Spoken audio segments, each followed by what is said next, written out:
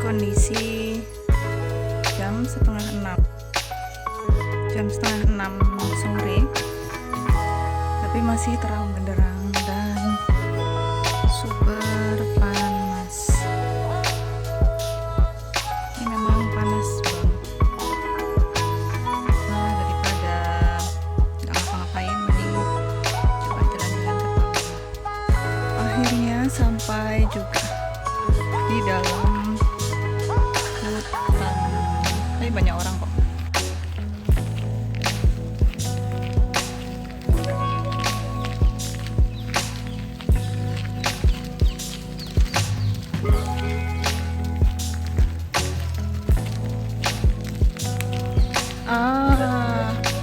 Lagi ada acara, nggak bisa syuting di situ.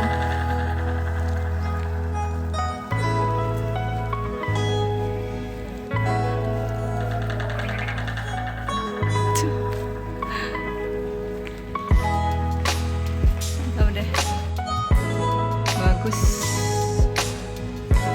They're dancing and singing. Itu kayak lagu Latin, Amerika Latin maksudnya. Itu ada tempat duduk. Let's go.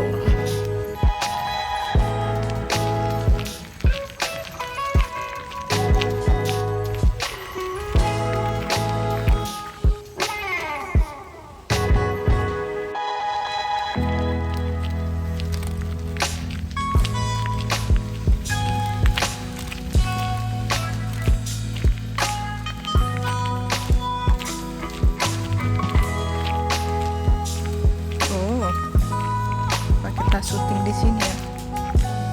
Wow. Look at the mushroom.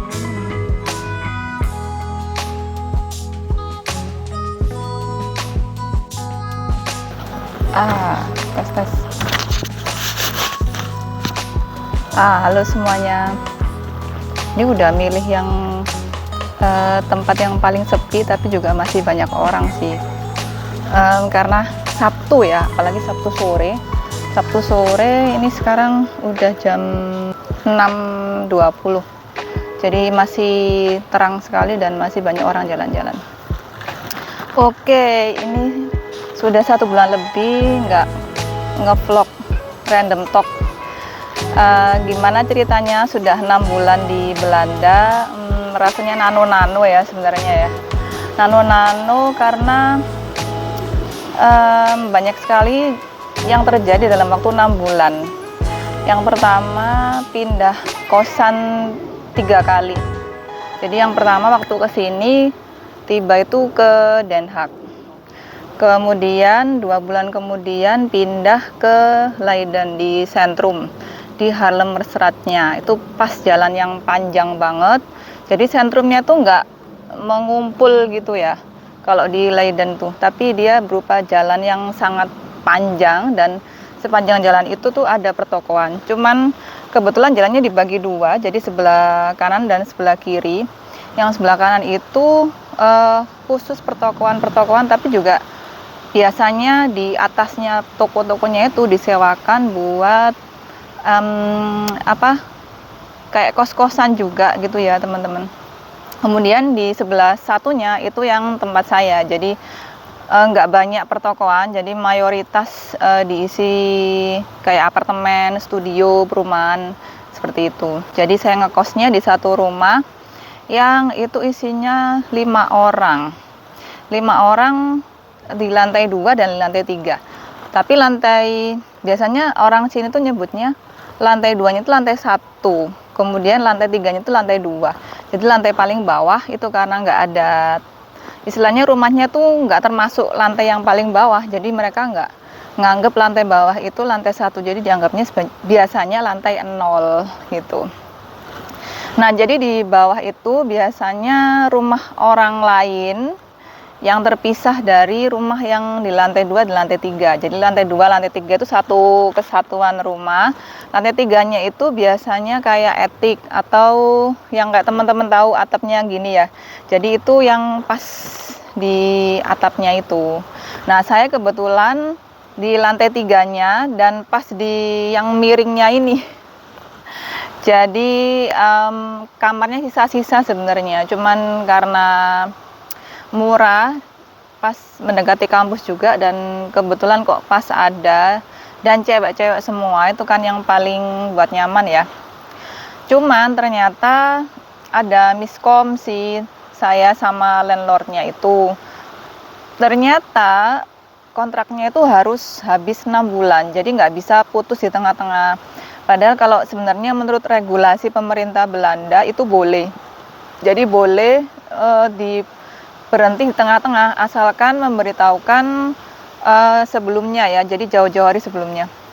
Sesuai dengan kita itu biasanya bayar sewanya itu per apa, misalkan kalau kita bayar sewanya per bulan, berarti kita memberitahunya itu ya 1 bulan sebelumnya gitu. Jadi saya sudah memberitahu 1 bulan sebelumnya, dan ternyata orangnya nggak boleh gitu. Padahal di surat kontraknya itu disebutkan bahwa boleh untuk mengakhiri kontrak sebelum waktunya, sebenarnya boleh.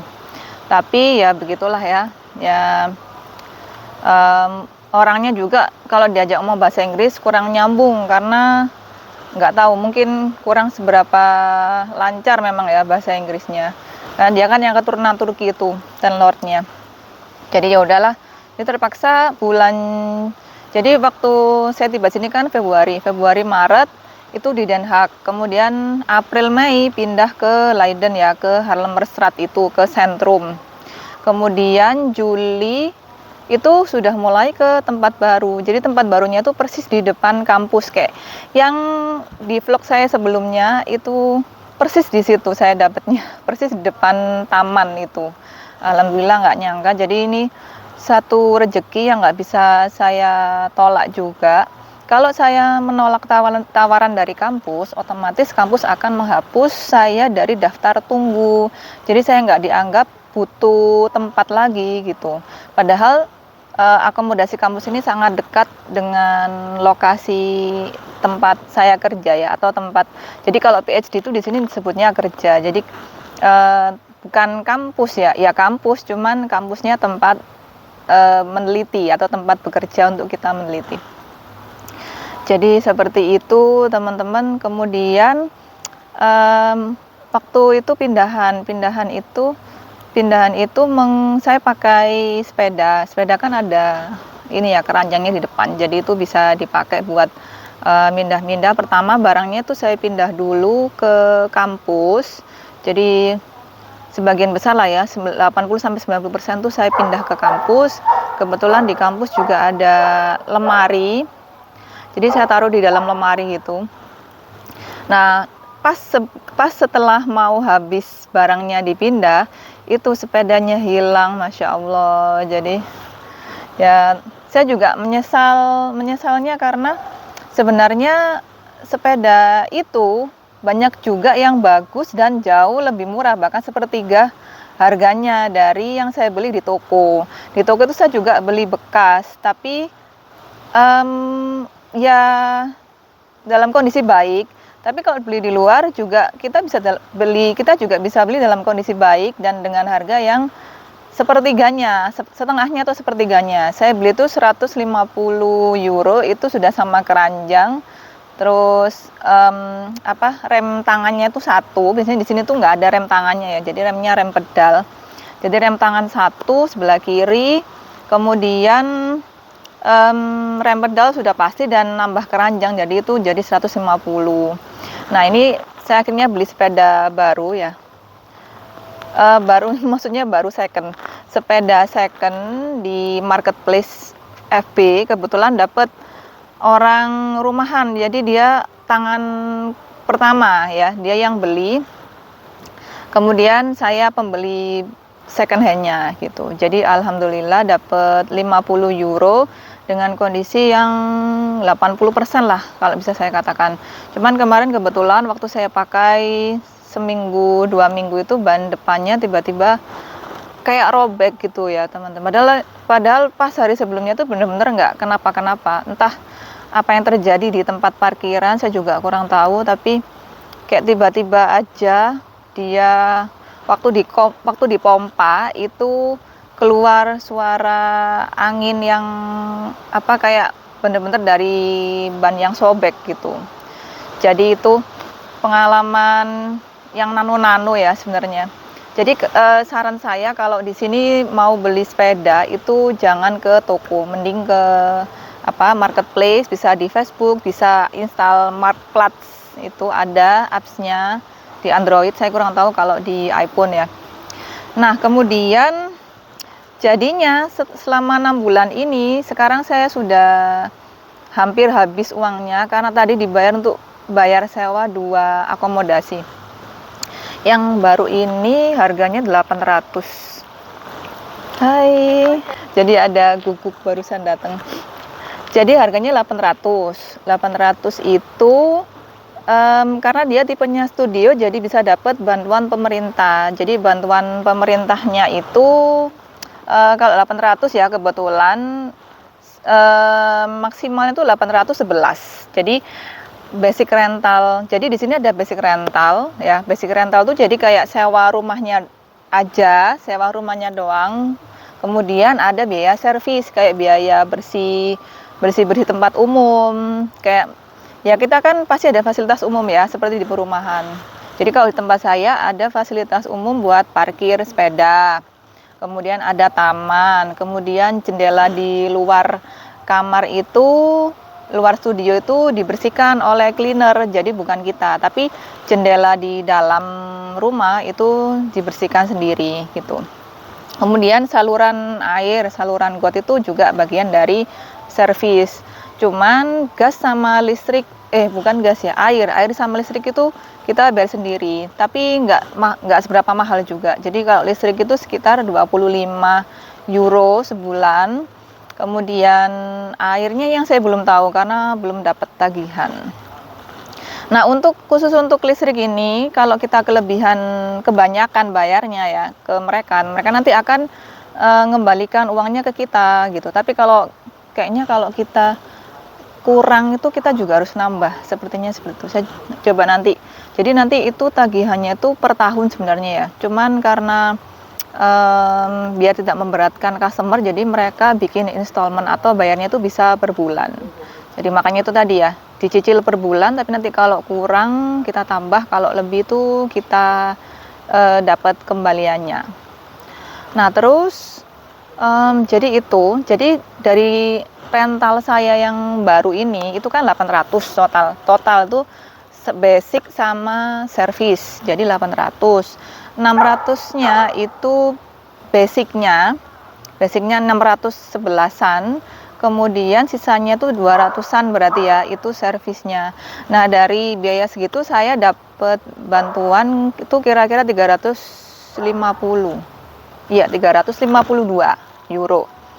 Jadi lumayan kalau dikurangkan tuh tinggal 500 ya bayar biaya sewanya untuk studio saya itu yang luasnya lebarnya sekitar 2,6, panjangnya itu 9,8 sepertinya. Jadi, tapi ini masih dalam tahap menunggu keputusan pemerintah. Jadi semoga saja saya segera dapat bulan depan, segera ditransfer ya, cair uangnya sehingga dapat membantu menyambung hidup di sini. Kenapa saya bilang begitu? Karena uang beasiswa masih belum jelas kapan cairnya. Jadi kalau misalkan ini kan periode saya ini harusnya Agustus, September, Oktober. Jadi cairnya tuh 3 bulan sekali ya teman-teman ya. Ini saya dapat beasiswa dari pemerintah Indonesia. 3 bulan sekali tuh cair biaya hidupnya, jadi di depan cairnya. Jadi tapi kita ngajuinnya tuh sebulan sebelumnya. Jadi ini periode saya harusnya Agustus, September, Oktober. Tapi saya harus submit dokumen untuk pengajuan dana itu berupa monitoring progres ini ya, studi itu bulan Juli minggu pertama. Jadi saya kemarin submit tanggal 3, yang harusnya itu maksimal tanggal 10, dan biasanya katanya teman-teman yang senior itu biasanya diceknya tanggal 15 dokumennya, tapi lebih cepat lebih baik ya. Itu juga sebelum supervisor liburan. Jadi supervisor pertama yang tanda tangan itu beliau libur dari awal Juli sampai akhir Agustus nanti. Jadi memang panjang sekali liburnya. Kan anaknya ada banyak dan juga dia juga bukan asli sini. Suaminya kayaknya kurang tahu juga. Intinya beliau ada keturunan campuran ya dari Curaçao.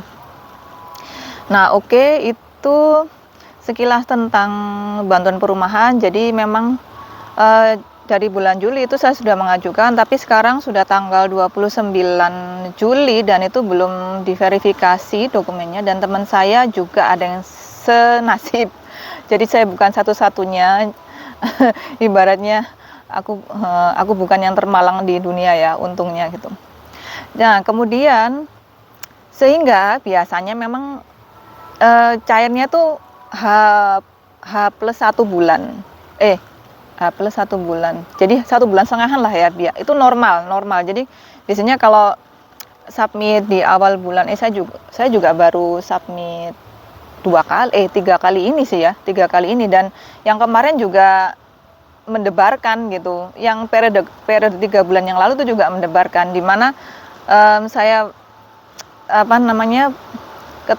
komplain, bukan komplain sebenarnya sih, saya warning follower di IG kalau lebih baik tidak daftar dulu beasiswa ini, karena bisa, kalau teman-teman nggak siap dengan keuangan yang jadi teman-teman harus sedia uang dulu buat nambeli, istilahnya kalau bahasa Indonesia nambeli itu buat membiayai dulu gitu sebelum uangnya cair. Kemudian kalau juga nggak siap dengan mental yang menunggu keterlambatan, itu bisa jadi mengganggu studi. Nah, ini seperti yang saya rasakan saat ini, itu juga seperti itu. Nah, ini jadi curhat. Nah, oke, jadi singkat cerita, waktu itu sampai salah satu pimpinan dari beasiswa itu sampai DM di Instagram saya dan menegur. Jadi mereka juga minta maaf karena ada keterlambatan, tapi juga menegur jangan disampaikan di tempat umum, lebih baik disampaikan langsung kepada mereka. Cuman itu bukan menjelek-jelekan statusnya, saya hanya menginfokan kepada teman-teman ya, mungkin harusnya ke circle terdekat aja ya, jadi bukan semua yang di IG saya gitu. Oke, jadi singkat cerita, kalau misalkan saya mau daftar living allowance untuk Agustus kan harus Juli ya submitnya. Nah, itu nggak bisa akhir Juli cair atau awal Agustus cair. Biasanya itu pertengahan sampai akhir bulan berikutnya itu baru cair. Nah, padahal akomodasi, jadi biaya sewa yang harus kita bayar bulan Agustus itu ya, itu harus saya bayar di akhir Juli. Jadi jangan sampai 1 Agustus gitu. Dan biasanya ada biaya keterlambatan. Ini saya juga kurang tahu kalau di akomodasi saya biaya keterlambatannya berapa, karena saya juga lupa, belum menanyakan, tapi itu umum di sini kalau kita terlambat membayar biasanya ada biaya keterlambatan, biasanya seperti itu. Kemudian satu hal lagi yang bikin saya habis uangnya itu adalah biaya deposit. Jadi biaya deposit itu kayak uang pengaman ya. Jadi kalau ada hal-hal yang rusak, kayak misalkan ketika kita pindah itu ada sesuatu dengan dindingnya rusak, atau mungkin perabot, kalau itu furnish ya, full furnish itu perabotnya ada yang rusak, itu akan dikurangkan dari uang deposit kita. Tapi hati-hati ya teman-teman, karena biasanya landlord dan makelar itu mereka mencari-cari alasan. Jadi padahal itu bukan sesuatu yang bukan rusak, tapi pemakaian wajar, tapi itu dicari-cari alasan gitu. Jadi intinya mereka akan mencari-cari alasan untuk mengambil sebagian dari uang deposit kita gitu. Dan biasanya kalau ke makelar itu harus ada bukti jaminan gaji dari permanent employee, jadi pegawai tetap. Kemudian depositnya itu sampai 2-3 kali dari biaya sewa. Nah, untungnya di student housing itu biasanya cuma 1 kali, dan mereka jujur ya teman-teman. Kalau di student housing itu jujur, jadi nggak mencari-cari alasan. Karena biasanya kalau ada orang pindah, itu mereka pasti panggil cleaner, jadi housekeepernya ya. yang menjaga tempat itu tuh biasanya yang membersihkan. Jadi ada bagian membersihkan sendiri. Jadi nggak mengurangi dari deposit penyewa. Tapi kalau di Makelar mereka akan cari-cari alasan dengan alasan sewa cleaner itu untuk membersihkan tempat yang barusan kita tempati itu. Jadi memang ya kehidupan di sini gampang-gampang susah ya teman-teman ya. Gampangnya itu banyak bantuan dari pemerintah ya. Terima kasih kepada pemerintah Belanda juga karena berkat semoga kalau memang bantuannya cair bulan depan itu saya bisa menyambung hidup. Jadi kalau bulan depan nggak ada uang yang cair itu saya nggak bisa bayar sewa untuk September gitu, itu sudah pasti. Dan nggak tahu gimana jadinya kalau nggak bisa bayar sewa, dan ya semoga aja bisa cair cepet ya. Saya mau sharing sedikit tentang berapa sih belanja di sini ya. Ini tadi saya dari Albert Heijn. Albert Heijn itu tempat favorit sebenarnya untuk belanja. Cuman dia bukan yang paling murah ya. Yang paling murah di sini di Ushes ini, di Ushes ada Lidl, kemudian di Leiden ada Dirk. Jadi DIRK itu juga supermarket yang katanya paling murah kata teman saya ya. Cuman di Albert Heijn ini dia ada ini makanan apa kayak daging halal, ayam halal kayak gitu yang tempat-tempat apa buat halalnya gitu. Jadi kalau teman-teman ke sini langsung aja apply bonus card. Jadi ada kartu keanggotaan gitu ya teman-teman ya. Kalau ke Albert Heijn saya kurang tahu kalau yang lain mungkin ada juga. Ini saya tadi beli susu soya.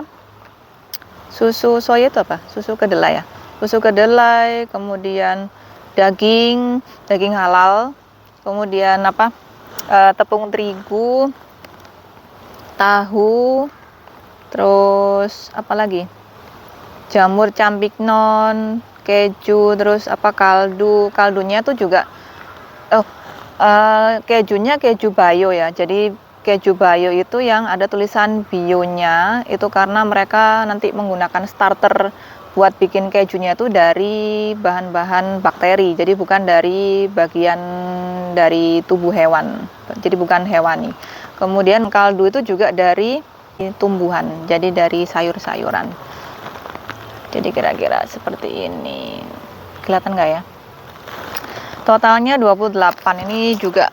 Ini termasuk pengeluaran yang besar ya, 28, karena ini mahalnya ada di daging. Telurnya berapa ini tadi ya? Telurnya 4 euro karena yang saya pilih yang besar-besar. Jadi sekalian ya. Kalau yang kecil tuh memang murah tapi dia benar-benar kecil telurnya. Terus daging setengah kilo 7 euro. Mozzarella 2,8. Jadi nanti mozzarella ini bisa ditaruh di dalam wrap, kemudian tambahin sayur, tambahin mayones, udah ya. Jadi bisa dibuat sarapan gitu. Nah, oke teman-teman, karena udah mulai dingin ya di sini dalam hutan. Nah, kita lanjut pulang dulu, nanti saya lanjut lagi kalau ada yang mau saya sampaikan di rumah. Oke, kita ketemu lagi, sampai jumpa. Bagus banget. Nih si putih di tengah hutan. Oke, kita pulang dulu. Semoga nggak nyasar. Ini ada rumah apa kafe? Nggak ngerti juga.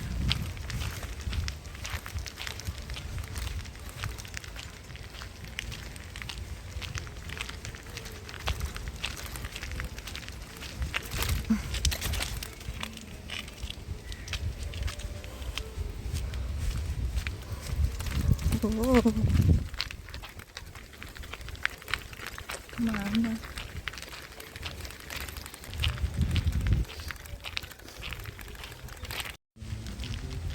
Muter-muter nggak jelas.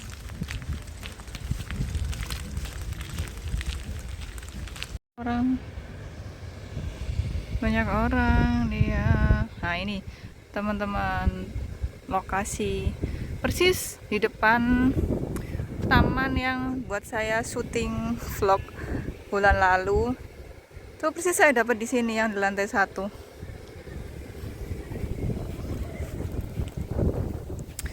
Kita mau masukin sepeda. Ya, inilah parkiran. Dia nutup sendiri, cut. Jadi semua pintu di sini tuh pakai apa ya? Kunci elektrik.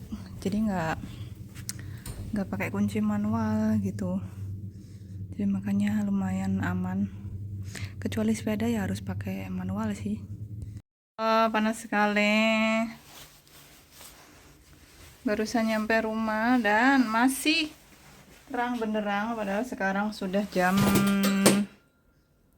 7 dan orang-orang masih pada berpiknik. Kita lanjut di sini aja ya, lanjut ngadem. Tes. Alhamdulillah sudah sampai di rumah. Jadi ini studio, tinggal sendiri, nggak sharing kamar mandi, toilet ataupun yang lainnya. Jadi benar-benar seperti studio apartemen. Nah, ini kalau teman-teman lihat, ini adalah pintu depan, jadi langsung ke taman, dan di sana itu ada jendela, itu pintu belakang itu juga menghadap ke taman. Jadi syarat untuk dapat tusla atau bantuan perumahan itu atau housing allowance adalah kita punya salah satunya itu kita punya pintu sendiri, kemudian tinggal sendiri, dan biaya basic sewanya atau biaya rental sewanya tanpa servis itu 811 maksimum itu, tanpa servis ya kalau nggak salah ya nggak sih, atau all ya intinya semua informasi itu ada di website pemerintah dan kita bisa apply menggunakan akun kita. Ada burung ya, gawat ya kalau si burungnya ini minta makan terus bisa bokek. Ini saya juga lagi belum dapat kiriman dana. Jadi sebenarnya inti dari beasiswa yang saya dapatkan itu adalah kita tombok dulu ya. Karena tomboknya itu ya, walaupun misalkan saya mengajukan untuk dana Agustus ya, dia mungkin cair Agustus di tengah atau akhir. Tapi kan uangnya itu harusnya saya perlukan di akhir Juli gitu, karena akhir Juli itu waktunya untuk membayar sewa housing ya, sehingga ya begitulah intinya, uangnya kurang bisa digunakan, diberdayagunakan dengan maksimal di awal bulan periode lah ya. Nah, itu baru bisa digunakan di di bulan kedua dan bulan ketiga karena sudah cair kan ya di bulan pertama. Tapi untuk digunakan bayar sewa bulan pertama itu kita harus punya uang sendiri dulu karena dananya pasti belum cair di bulan kita mengajukan. Jadi bulan Juli awal mengajukan itu ya secepat apapun itu katanya akan diperiksa itu di atas tanggal 10 ya. Ya, cuman ketika kalau menanyakan ke kontak senternya pasti jawabannya adalah ya mohon ditunggu sesuai antrian. Nah, bayangkan kalau tanggal 3 submit tanggal 3 saja itu tanggal 29 bahkan dokumennya belum diverifikasi. Bayangkan antrinya seberapa panjang ya, teman-teman. Jadi kalau saya ini awal bulan besok tanggal 5 Agustus adalah penentuan bisa atau tidaknya saya mendapatkan bantuan perumahan. Tapi insya Allah sih saya optimis ya, karena memang termasuk masyarakat berpenghasilan rendah. Jadi insya Allah optimis dapat bantuan. Daripada sewa ke landlord yang private, 500 tuh jarang ya teman-teman kita dapat. 500 di sharing house tuh aja jarang, apalagi 500 studio, itu nggak mungkin kayaknya. Jadi kalau studio itu minimal 700 lah, 700.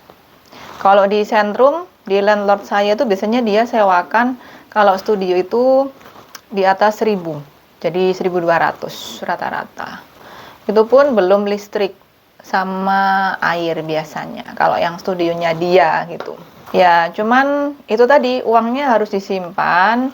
Kalau ada ini ya teman-teman, nanti biaya penelitian, ada banyak komponen yang tidak dibiayai oleh pemberi beasiswa, dan ada aturan terbaru yang itu apa-apa tidak dibiayai, jadi banyak sekali yang tidak dibiayai, yang tampaknya kami itu harus mengeluarkan dari uang kami sendiri. Ya nggak apa-apa sih, namanya juga resiko ya. Ya resiko. Cuman ya itu tadi, uang simpanan itu juga bisa kita apa ya, buat penenang hati ya teman-teman. Jadi kalau kondisi saya sekarang ini itu kan sangat anxious ya, atau saya sangat gelisah gitu, karena kondisinya nggak punya uang sama sekali, uang tabungan juga sudah habis semuanya. Karena apa? Pindah-pindah housing itu, awal pindah itu pasti bayar biaya kayak biaya apa ya, biaya habis lah, biaya sekali yang itu dibayar di muka. Jadi kira-kira 150 sampai 200 euro itu sekali pindah. Jadi saya sudah keluar kira-kira 600 euro untuk biaya total 3 housing pindahan ini. Kemudian sepeda yang hilang, kemudian apa, bayar akomodasi yang double mulai bulan Juli, kemudian apa lagi ya, ini apa namanya, uang deposit di 2 rumah, di 2 tempat kos ini. Yang satunya kan saya masih sewa, berarti belum dikembalikan. Itu pun kalau nanti nggak ada potongan ya, semoga nggak ada potongan dari landlordnya gitu. Jadi apa ya, penerima beasiswa tuh emang harus berterima kasih kepada masyarakat. Cuman ya dan juga berterima kasih kepada para staf yang sudah berusaha bekerja menyalurkan beasiswa dengan sebaik-baiknya tentu saja, dan para pimpinan. Ya, cuman kalau ada kekurangan ya alangkah baiknya kita sama-sama bisa memberikan usulan dan masukan, dan bukannya bagaimana. Kalau sekolah di luar negeri itu kan saya rasa semua orang sudah tahu ya bahwa nggak mudah gitu, butuh banyak sekali adaptasi, apalagi teman-teman dan kita semua ini yang sekolah ke luar negeri itu baru pertama kali di degree ini, di level ini ya, kayak misalkan S2 ya baru pertama kali S2 S2 pertama kali langsung di luar negeri gitu kan. Saya juga begitu, S3 pertama kali juga di luar negeri. Ya dulu S2-nya kan pernah di London ya, tapi beda negara, dan kemudian pasti beda budaya, dan beda juga apa ya, studinya. Level S2 itu pola belajarnya kan beda dengan S3. Nah, jadi itu butuh sekali banyak penyesuaian, dan pasti ada stres di sana. Apalagi di Belanda itu sangat susah cari housing atau cari kos-kosan. Ya, kalau teman-teman yang mengalami mungkin bisa komen ya. Mungkin bisa komen di sini bagaimana susahnya mencari housing. Sebenarnya seperti yang saya bilang sebelum-sebelumnya, susahnya itu nggak susah kalau punya uang ya. Tapi kan masalahnya kita penerima beasiswa itu ya uangnya segitu gitu. Nah kalau dihabiskan untuk akomodasi kan nggak bisa ada uang transport. Ya pasti kita nggak mungkin kan di dalam kota terus ya. Jadi pasti kita ada kuliah di luar atau kadang mengunjungi teman. Ya pasti kita juga butuh untuk sosialisasi dengan teman kita yang lainnya gitu. Dan apakah juga tidak bisa rekreasi? Nah, itu rekreasi juga butuh uang. Paling enggak kalau di sekitar di dalam kota sendiri itu kita butuh uang ya sekali-sekali buat beli jajan lah ya. Masa kita nggak pernah jajan, nggak pernah beli makanan gitu di luar tuh pastinya akan sangat stres saya rasa teman-teman di sini.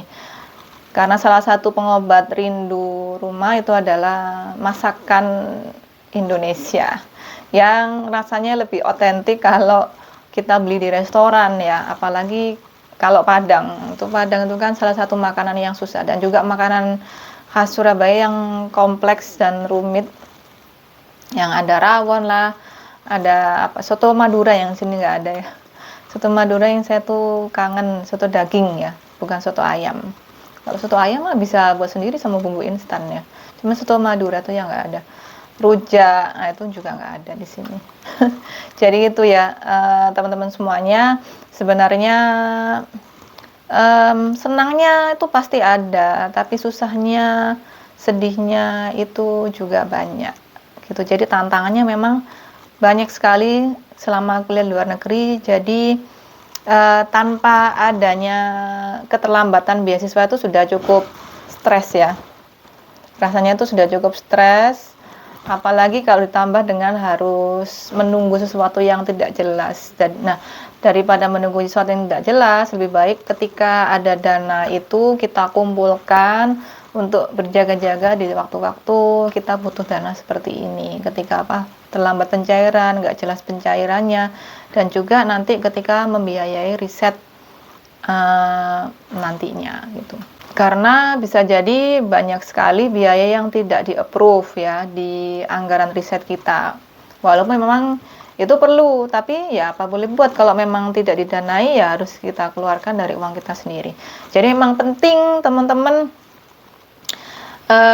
terutama yang S3, karena kita akan kuliah dalam jangka yang panjang, tetap punya penghasilan pasif ya, passive income. Kalau sebagai dosen mungkin tetap dapat penghasilan, tetap dapat gaji ya, walaupun nggak full. Kalau saya sih dapatnya sangat kecil sebenarnya, tapi ya tetap bersyukur lah ya. Tetap lumayan bisa buat bayar-bayar apa gitu kan.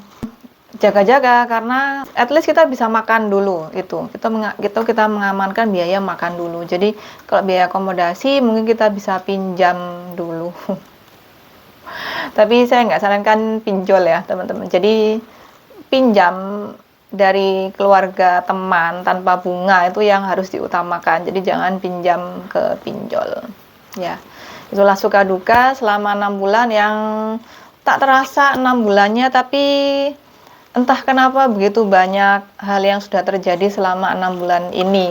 3 bulan pindah rumah, kemudian sepeda hilang, terlambat pencairan sampai 2 kali, sampai ada insiden di direct message sama pimpinan pengelola beasiswa. Dihujat oleh banyak award di seluruh Indonesia. Ya, tapi itu adalah sesuatu hal pelajaran yang mendewasakan harusnya ya. Semoga perjalanan ini membawa kebaikan dan pendewasaan tersendiri buat saya. Oke, terima kasih sudah mendengarkan teman-teman semua. Kita jumpa lagi nanti di Random Talks berikutnya. Nanti ya, nanti kalau ada ide, siapa tahu ada cerita-cerita yang lain lagi yang bisa saya ceritakan di sini, atau teman-teman mau usul apa yang ingin dibicarakan juga silakan. Oke, saya akhiri. Terima kasih. Wassalamualaikum warahmatullahi wabarakatuh. Jadi ini adalah pintu kedua, yang di seberangnya ini taman juga, biasanya anak-anak anak-anak orang sini main bola.